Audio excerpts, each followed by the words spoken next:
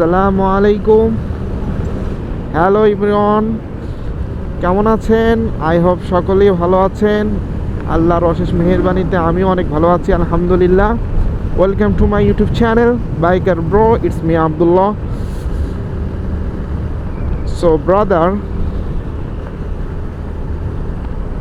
আজকে আমার বাইকের পারফরমেন্স ওয়াইজ কিছু মডিফিকেশন করেছি, সেগুলো নিয়ে আপনাদের সাথে কথা বলবো। আসলে একটা বাইকে কখন আপনি আফটার মার্কেট প্রোডাক্টগুলো লাগাবেন,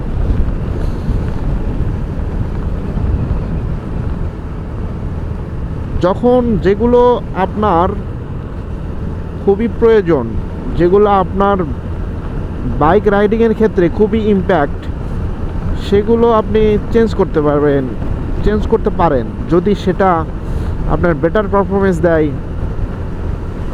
স্টক যেটা আছে সেটার থেকে। তো যারা জিক্সার বাইকটা চালায় তারা সকলেই জানে যে ব্রেক, পিছনের ব্রেক আর হচ্ছে জিক্সারের যে ক্লাসটা রয়েছে, ক্লাসটা কিন্তু ব্যাপক হার্ড।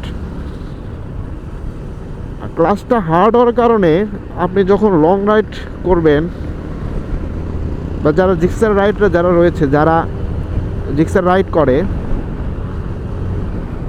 আমরা সকলে জানি যে ক্লাসটা খুবই হার্ড। আর ক্লাসটা হার্ড হওয়ার কারণে হাতে ব্যাপক পেইন হয়। লং রাইডের ক্ষেত্রে এটা ফিল করা যায়। তো আমি ডিসাইড করি যে আমি আরসিবির E2 ক্লাসটা লাগাবো। তো যখন আমি বাইকে E2 ক্লাসটা ইনস্টল করি, আমি ইনস্ট্যান্ট একটা ফিডব্যাক পাই। স্টকের যেটা ছিল ওটা অনেক হার্ড ছিল। দেন আমি যখন E2 ক্লাসটা লাগাই, এটা অনেক স্মুথ আর সফট। ক্লাসটা চেপে খুবই মজা পাওয়া যায়। তো আমি এর আগে অনেক লং ট্যুরে গিয়েছিলাম, তখন আমি এটার ফিডব্যাক অনেক ভালো পেয়েছি।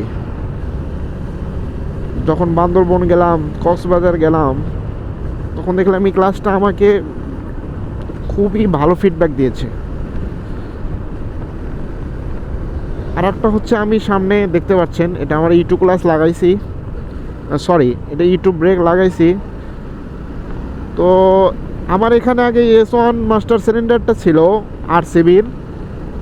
আমার এক ফ্রেন্ড ও বাইক চালাতে গিয়ে ফেলে দেওয়ার পরে S1 যে ব্রেকটা ছিল ওটা ভেঙে যায়। দেন আমি আবার E2 ব্রেকটা লাগাই। অ্যাকচুয়ালি আমি S1টাই লাগাইতাম, কিন্তু আমার একটা ছিল যে আমি E2 ব্রেকটা লাগাবো, দেখি এটার পারফরমেন্স কেমন।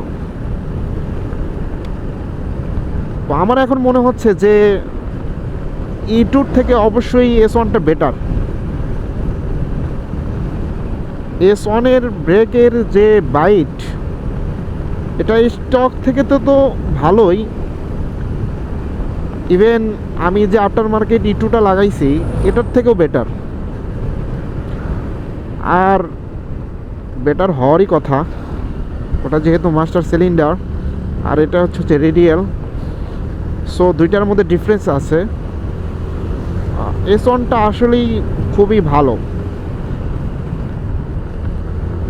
তবে এগুলোর ক্ষেত্রে আপনি যেমন ভালো ফিডব্যাক পাবেন, ধরেন E2 ক্লাস আর ব্রেকের কথা ধরি, আরসিবির S1 আর E2 ব্রেকই ধরেন, এগুলো আপনার পারফরমেন্স অবশ্যই আপনাকে ইমপ্রুভ করবে, বাট এটার ডিউরেবিলিটি, লংজিবিলিটি একটু কম স্টকের থেকে।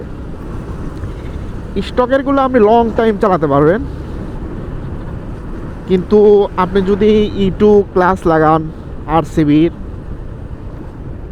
E2 ব্রেক লাগান বা S1 মাস্টার সিলিন্ডার লাগান, সেগুলো আপনার পারফরমেন্স ভালো পাবেন, বাট এটার লংজিবিলিটি একটু কম, ডিউরেবিলিটি একটু কম।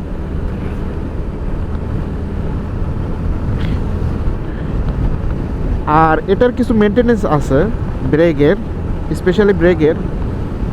এই মেনটেনেন্স যদি করা হয় তো আপনি লং টাইম এটার ফিডব্যাকও পাবেন।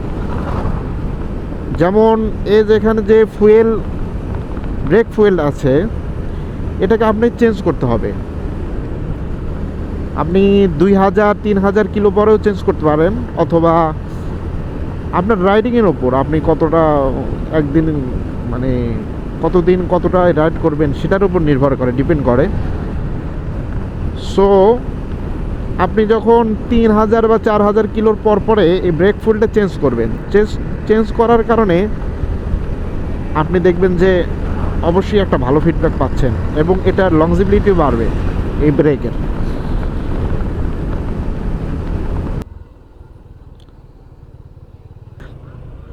সো আপনি আফটার মার্কেট প্রোডাক্ট কেন লাগাবেন?